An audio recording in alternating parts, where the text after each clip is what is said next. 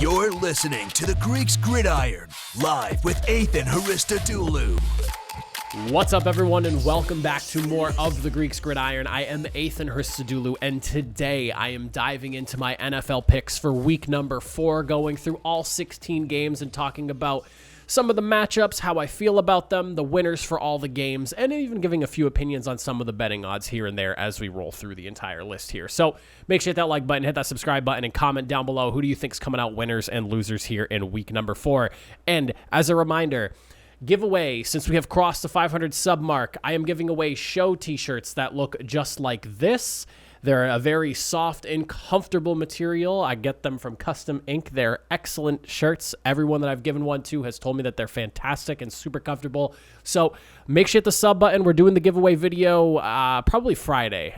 Most likely Friday. I've been sick. I'm going back to work tomorrow finally, and I'm going to give myself a day to kind of just like get myself resituated back into normal day-to-day life, and then I should have the video out for you guys sometime on Friday earlier in the day. So without further ado, let's start making some picks, shall we? Starting off with the very first matchup here in week number 4, we are looking at the Dolphins heading on over to Cincinnati in a matchup where the Bengals are currently, as of me recording this, -4 favorites, and the over-under is sitting at 47. Now, some key injuries to keep in mind going into this game here. Tua is obviously dealing with a back/ankle injury now, which is something that is fairly concerning if you ask me. And then on the Cincinnati side, they're dealing with an issue on the offensive line right now. And there's a couple other ones as well, but most notably, offensive tackle La'el Collins is dealing with a back issue, and he has been listed as questionable as of right now. So with that in mind, when I'm looking at these two teams here, the first thing that sticks out, obviously, with the potential of losing an offensive tackle in La'el Collins, whether you want to say he's been playing up to par or not, the Bengals are currently sitting at first, tied for first, I should say, in sacks with 15 allowed. And that just does not bode well for a team that has Super Bowl aspirations after making it all the way to the final dance last year. Then you look at Miami, a team that has been an offensive juggernaut to kick things off so far this season. Their pass defense, though, is not very good. And for a team like the Cincinnati Bengals that have kind of been struggling offensively, when you're going up against a pass defense that's averaging about a 69% completion percentage, which is 31st in the league, and allowing about 298 yards a game, which is also 31st in the league, I kind of like the Bengals going into this game, and I do have them winning 27-21. Over-under for this is 47, and so I have the number right above at 48. I don't really like betting on the over-under on this one here just because I feel like this one could go either way. The Bengals maybe not be able to take advantage of the offense and don't really get moving, and they barely scratch that 20-point mark. And for the Dolphins, Tua being hurt kind of scares me. The offense kind of slowed down after he dealt with his injury, so we'll have to see how much that affects him going into this game, but I don't anticipate a super high-scoring affair in this one, despite, again, a glaring issue with the pass D in Miami and also just how good Miami's offense has been overall so far. I think this game might be a little bit lower of a scoring affair. Now, jumping into our Sunday slate of games, we start with the 9:30 a.m. game. So for those of you on the East Coast, we are getting up early for some games. And for those of you on the West Coast, what is that, like 6:30 in the morning for you guys? That's ridiculous. Game is in London. We have the Vikings visiting the Saints out there across the pond. Over-under for this one is at 43.5 with the Vikings at -3 favorites. And I've got to say, I'm really concerned about the New Orleans Saints offense right now and just Jameis Winston's ability to get the ball moving and getting the offense rolling here. He's dealing with the 4 fractures in his lower back, and he's got an ankle issue, and he has not been able to practice at least completely the way he would like to. He was held out of practice today, and by today, I mean yesterday when you guys are seeing this. I'm recording this the night prior, just so you guys are aware. But I'm a little bit concerned about the offense. As for the Vikings, offense has been pretty solid. The offensive line is doing an excellent job, allowing only about one and some change sacks a game. New Orleans pass rush is not really as effective as I was expecting them to be going into this season. They're averaging roughly about the same as well, just a little bit over a sack a game themselves.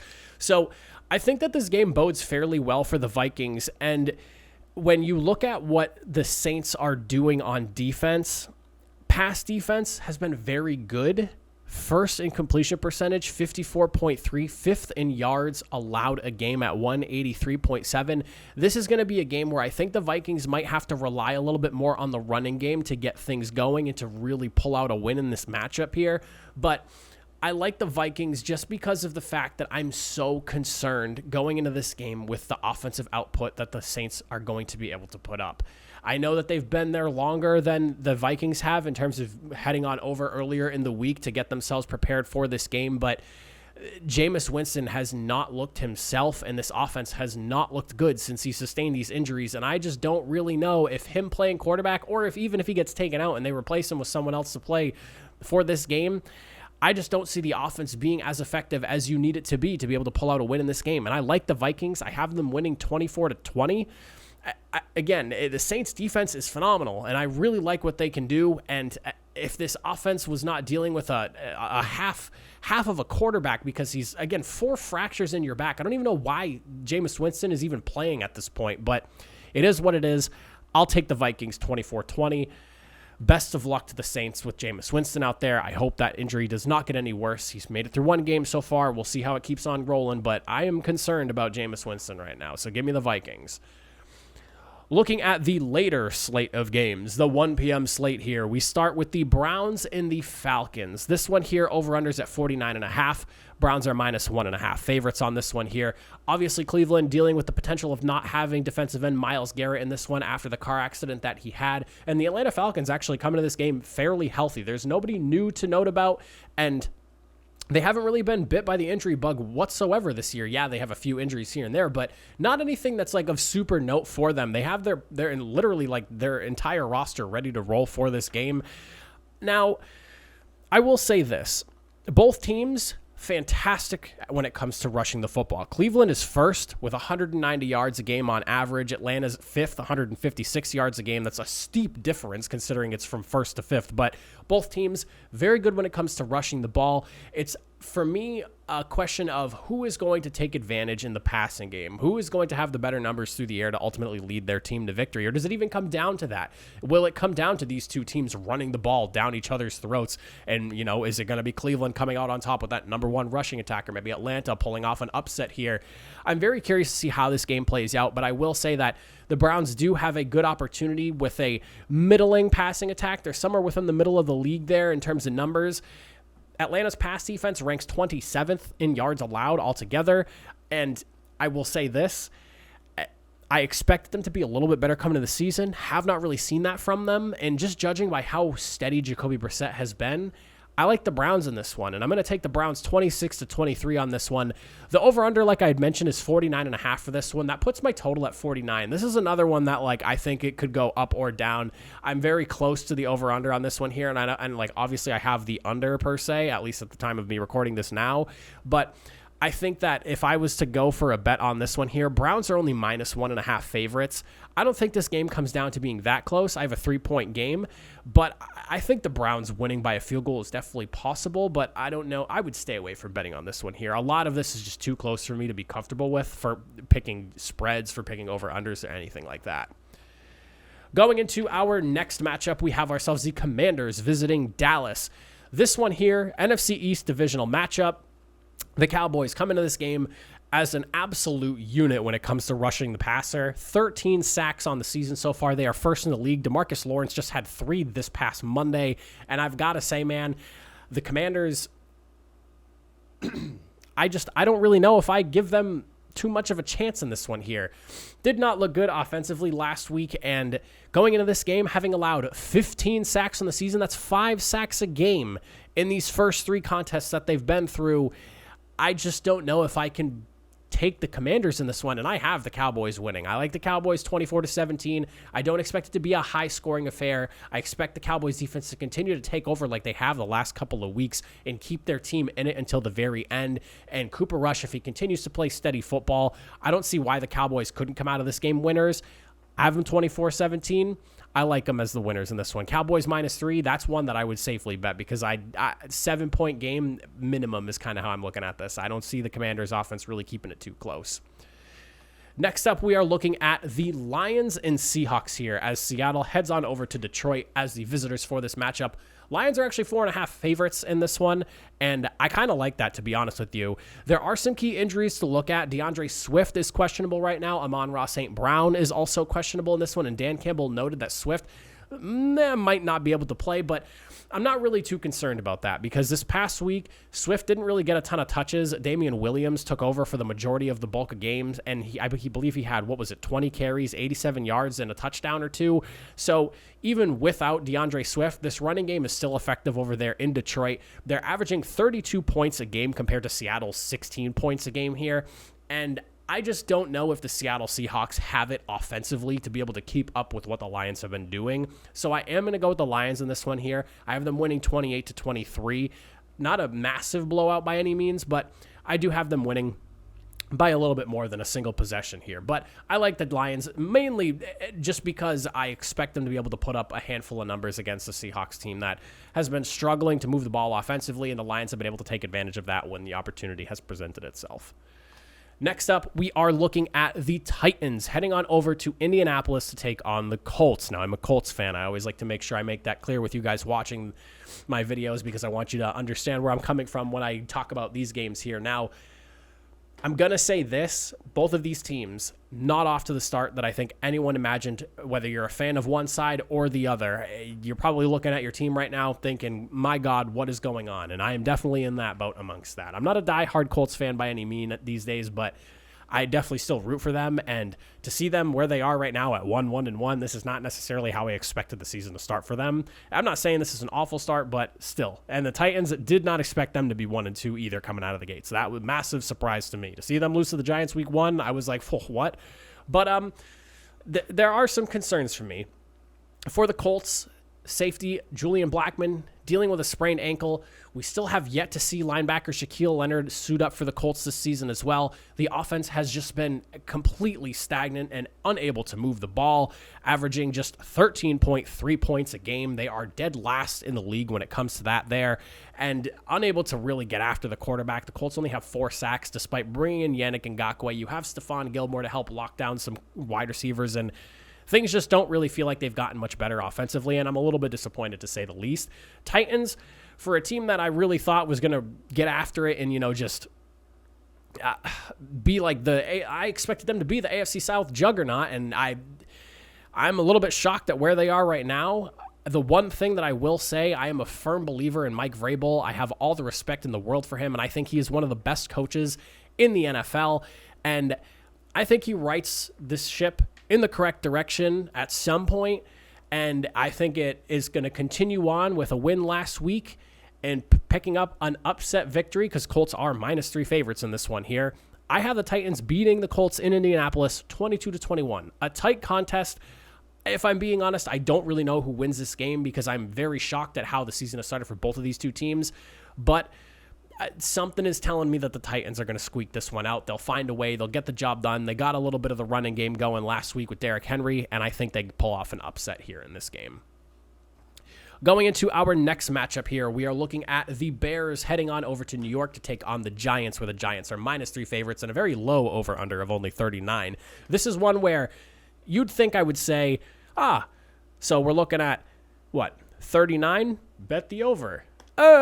Probably not. I actually like the under in this game between these two teams. New York obviously just lost Sterling Shepard. Devastating for them. I actually just read something about David Montgomery dealing with an issue as well for the Bears before I was recording this video here. So both teams dealing with some issues. Obviously, the Giants are in kind of like a staring contest right now, it feels like, with Kenny Golladay, and there's rumors flying that maybe they'll trade him, or there's rumors flying around that maybe they trade Saquon Barkley to the Bills. I saw Kay Adams talking about that earlier today on, what is it? What is the show that she does? I'm forgetting. It's on the tip of my tongue here. Up and Adams, that show. If you haven't seen that, it's definitely fun to watch and see. Definitely recommend checking it out. But I've got to say, man, this is like two just inept offenses in terms of passing going head-to-head here. They both are, funny enough, very good when it comes to running the football. Chicago is second in the league right now with 187 yards per game on the ground. Giants are fourth with about 169. But the passing game is awful on both ends for these. The Bears are 32nd with a whopping 78 yards per game, which is almost about 100 yards less than the team that's in 31st. It's 83 yards to be exact behind.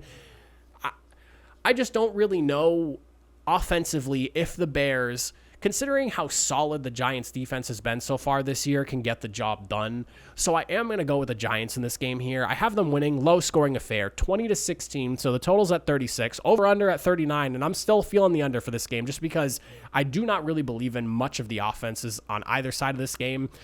And if I'm being upfront, I think defenses take over. I think that it's going to be a grinder of a game, and it's not going to be a pretty one, and definitely not one that you're going to sit back and think, man, remember when the Giants and the Bears played each other in week 4 of 2022? Definitely not one of those games. So I do like the Giants 20-16 getting the W there. Looking at the Jaguars and the Eagles here. This is going to be a fun matchup. One that when I looked at this at the beginning of the year, definitely did not expect to be as excited about it going into week number 4 as I am right now. You have the Jaguars that are sitting at 2-1, leading the AFC South with an offense that's been far more potent than I think anyone expected it to be. Then you have the Eagles who are sitting at 3-0. Passing game is outshining the running game, and the running game is fun to watch. The pass rush that they have going on over there is unbelievable.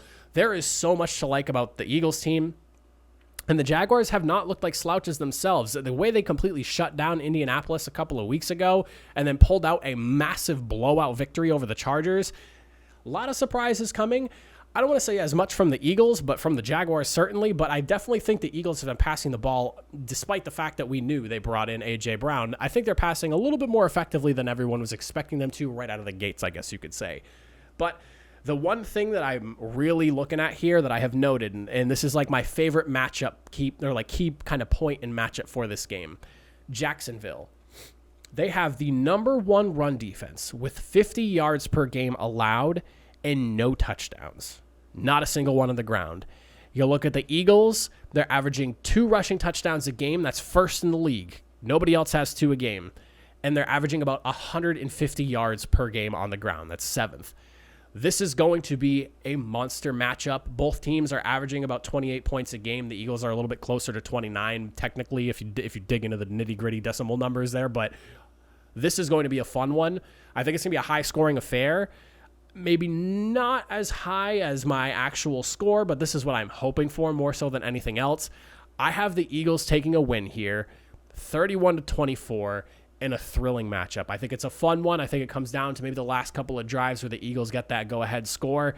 This is a fun one. The Eagles are -6.5 favorites here, and while I have the Eagles winning by 7, I don't know if I really like it that much. I have them winning by 7, but would I be shocked to see this game be like, instead of, say, 31-24, it be 31-30, and it's like the Eagles kicking a field goal to win or something like that? That would not surprise me. I think both these offenses have some real firepower.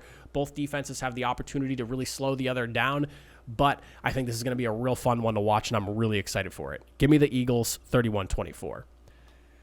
Next matchup we are looking at here, we have ourselves the Jets heading on into Pittsburgh to take on the Steelers. Now, Zach Wilson cleared to play as of tonight, or earlier this afternoon, I guess you could say. And again, this is yesterday for you guys watching. Zach Wilson should be good to go. That raises some questions now. The Steelers' offense has not been great.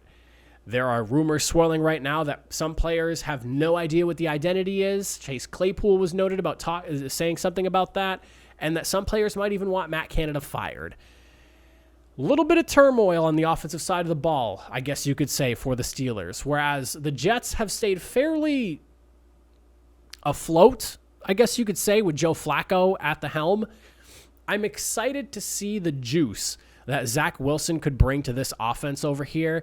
And I just don't know right now, with the offensive line issues and the ground game not really being super effective right now. I think Najee Harris is only averaging around like 3.5 yards a carry or something close to that.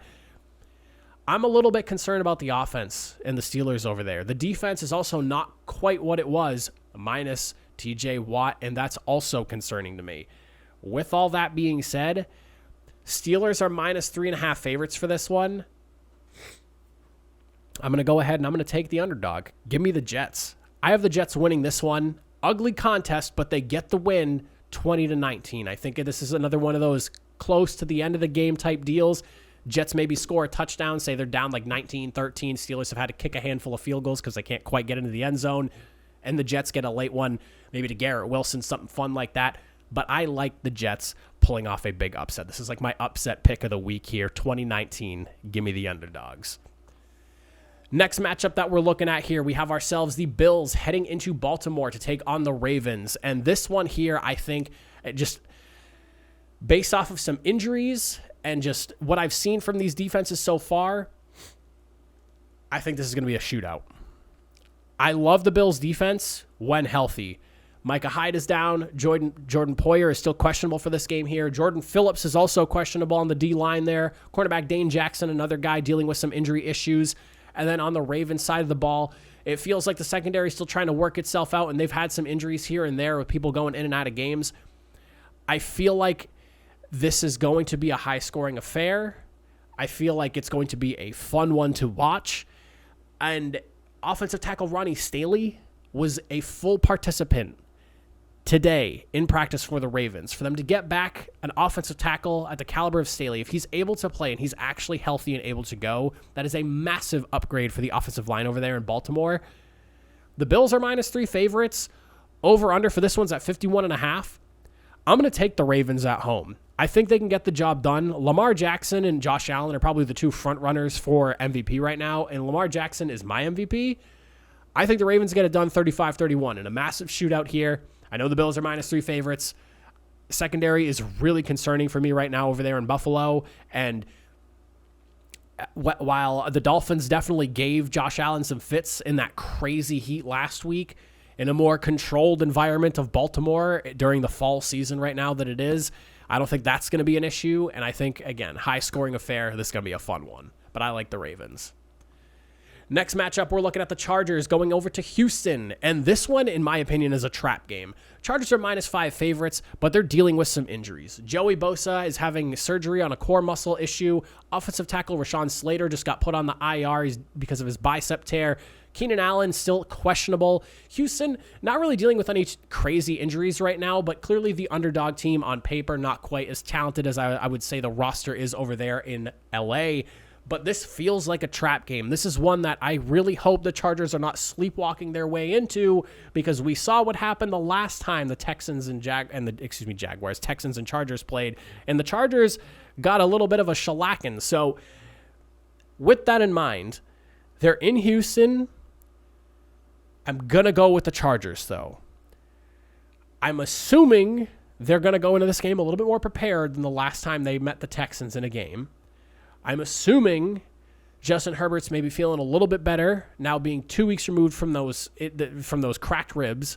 I really hope he is. Otherwise, what are they doing with him playing out there? But I am concerned about his health as well, just as much as I am right now with Tua dealing with some injury, just as much as I am worried about Jameis Winston dealing with injury right now. These quarterbacks are out here with some serious injuries that sound very painful, and I cannot believe that they're taking shots and just going out there and playing. Props to them. But I have the Chargers winning a tight one, 24-21. I'm on the fence on how this matchup actually looks. I could see the Texans pulling off an upset, but I'm going to go with my gut feeling. I'm going to say the Chargers get a win here. It's a must-win kind of game for them, especially considering the AFC West and the way it is right now. Must-win situation. You need to make sure you're keeping pace with the Chiefs. Get the W against what is on paper a lesser opponent. Moving into the 4 p.m. time slot now. We got 3 games here. Cardinals taking on the Panthers in Carolina.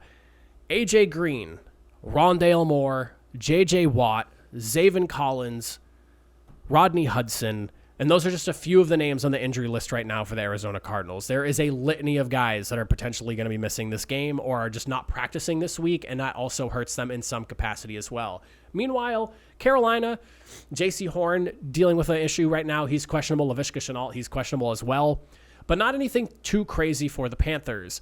With injuries mounting over there in Arizona, especially on the defensive side of the ball, and a team that has only 2 sacks, the pass rush has been completely ineffective, and a 30th ranked pass defense, this is a prime opportunity for the Carolina Panthers, who have struggled through the air but been pretty solid on the ground, to take advantage of a team that's kind of down on the injury bug right now and get an upset victory. Panthers are -1.5 favorites at the time of me recording this.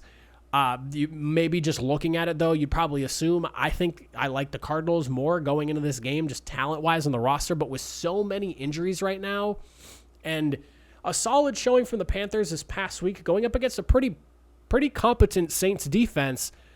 Panthers might be trending in the right direction. I've definitely been somewhat negative on them since the season started, and I was fairly up on them going into the season, but the first 2 weeks really kind of detered me away.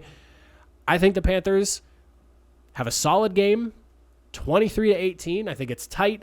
Cardinals are able to hang in there because they do have so much talent on that roster despite the amount of injuries they're dealing with, but I think they do succumb to the injury bug a little bit, and the Panthers get that win. Again, 23-18. Tight matchup here. I think if you were betting the Panthers to win by more than 1.5, that's a pretty safe bet. I think that's one that's definitely possible. Again, just because of the amount of injuries that Arizona's dealing with alone coming into this game. Next matchup we're looking at here, we have ourselves the Patriots heading on over to Green Bay. Packers are -10 favorites. And to be fair, that's a massive number for the spread. And I would be fine with betting that myself. And I don't even like to gamble on things. But I don't really see a lot of hope for the Patriots going into this game. Obviously, Mac Jones dealing with the high ankle sprain. I don't expect him to play this week, even though it feels like the Patriots are trying to make the Packers think he might be. I'm assuming it's going to be Brian Hoyer. I don't expect him to be able to do a ton against the Packers defense that's been fairly competent this year. And Packers -10. I have the Packers winning 24-13. I think the Patriots might find the end zone once, maybe twice, and then maybe like a field goal on top of that, or maybe a couple of field goals and a touchdown, hence the 13. But I just think that Packers have a pretty solid game here. I don't think that they're going to just run all over, or I don't want to say run all over, but I don't think they're going to just roll all over the Patriots defense, because the Patriots defense is pretty solid themselves, but the offense is definitely going to hold this team back altogether on the Patriots side of things, and I think the Packers get the win. Again, 24-13. A little bit worried about the Patriots and where they are right now, but we'll see. Don't expect Mac Jones to play. I know that Bill Belichick is trying to play a game here right now, but I don't, with that that press conference he had earlier today was a little bit ridiculous, but I think the Packers get the W. Looking at the Broncos heading on over to Las Vegas. This is a tough one to pick, I've got to say. I probably spent more time just staring at my sheet of paper and numbers on the screen of my computer, just trying to decide who I think can actually come out and win this game, because the Broncos offense has just been awful. 14 points a game, that's 31st in the league. They have a 14% red zone percentage right now, 32nd in the league. But then you look at the defensive side of the, it's like two complete different things are going on in this team right now on one side of the ball and on the other. A top 3 defense in yards per game allowed at about 251, and then they're number 2 in points allowed in the league with only 12 a game. It's the most hot and cold thing I've ever seen on a football team, and I can't believe, with the issues that Denver had on offense last year, that at this point through 3 weeks, it feels like they are about where they were or maybe even worse, and they have Russell Wilson as their quarterback now. I know that Nathaniel Hackett's a new head coach, and it's Russell Wilson in a new team, and they're probably still feeling themselves out, and maybe it's going to take some time for them to really catch fire and get going, but I did not expect them to be averaging 14 points a game. I thought, maybe like 18 to 20 in that range, so maybe they're getting to like 20-ish points a game, something like that. Seems a little bit better, but my God. Then you look at the Raiders. My worst fears have come to life with this team because there's so much talent on this roster, but they're dealing with some injuries here and there. I don't really know if I necessarily agree with the way Josh McDaniels is, drawing up plays and the way some of these drives are going. And then for some reason, in like the biggest moments, you have Devontae Adams. And while I understand, Derek Carr had a connection with Hollins going on, and I kept seeing him throw to Keelan Cole, I think is his name too. Why is Devontae Adams not your sole focus? Or not even your sole focus, but he does not get targeted enough in game-winning situations, and I don't understand why. You have Devontae Adams, arguably the best wide receiver in the NFL, and it feels like he's being underutilized. I don't care what his numbers look like. In big-time spots, you have 8 attempts to get into the end zone there to get that game into a position to potentially tie against the Titans last week, and it felt like each play I'm watching go by, I'm like, this one's got to be going to Adams. This one's got to be going to Adams. And I'm not seeing enough plays go to Devontae Adams in big situations.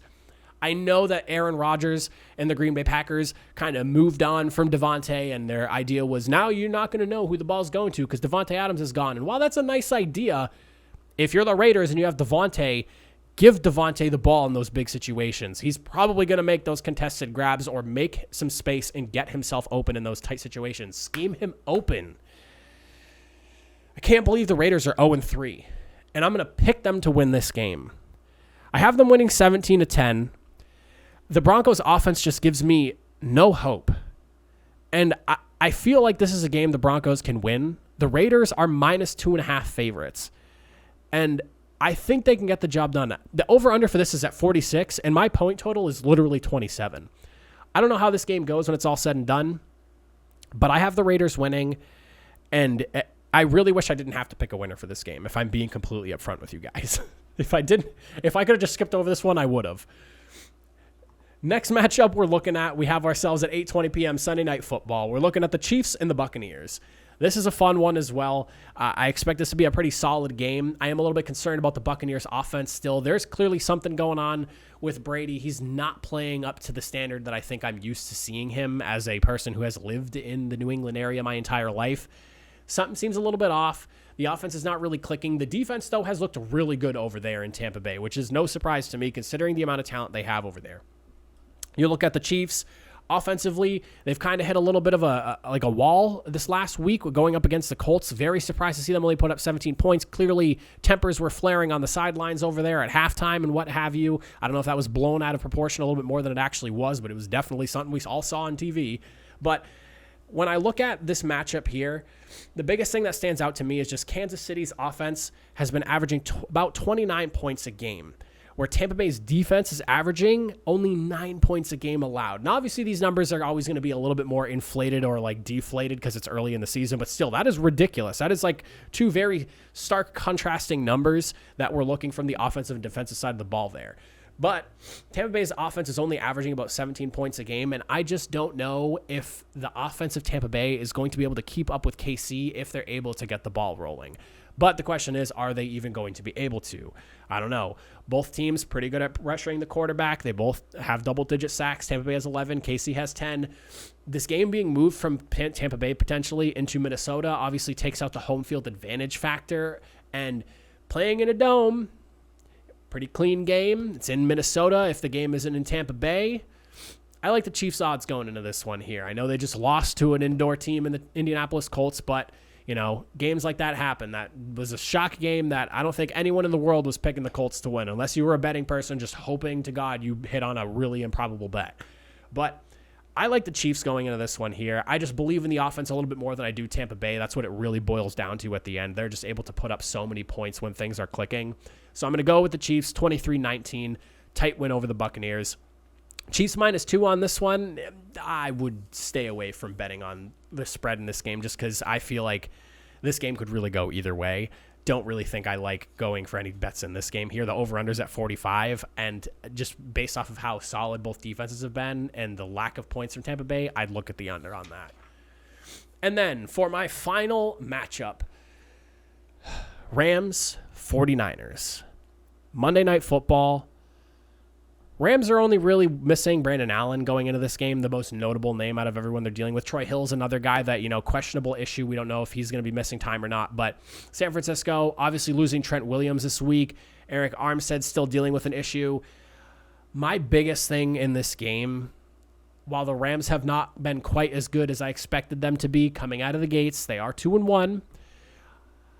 I don't know if I believe in this 49ers team with Jimmy Garoppolo at the helm. And I did say just last week that I felt pretty good about them having Jimmy G, but after watching last week's game against the Broncos, and I know the Broncos have a fantastic defense, Rams still have a pretty good defense as well. The last time we saw Jimmy Garoppolo playing the Rams, he was spinning around in a circle throwing a pick six. And I just don't know if San Francisco can get the job done offensively. I really don't. I think it's going to take Jimmy G a little bit of time to settle back into the starting role, and I don't think it's going to happen this week.